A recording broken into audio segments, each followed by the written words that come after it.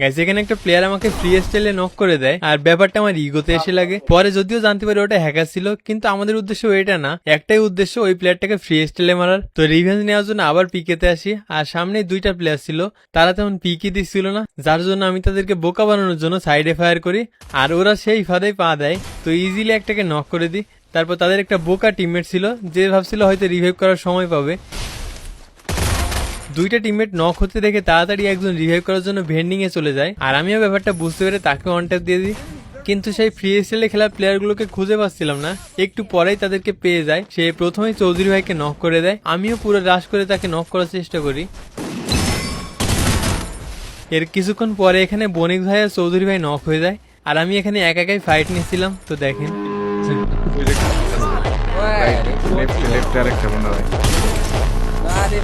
তো এদেরকে মারার পর ফাইনালি সেই ফ্রি স্টাইলে খেলতে থাকা প্লেয়ারটাকে পেয়ে যায়। তারপর দেখেন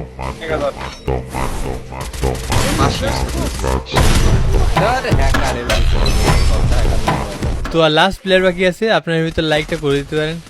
ফর্মে আছে ফর্মে। আর ফাইনালি এটাকে হেডশট। তো সাবস্ক্রাইব।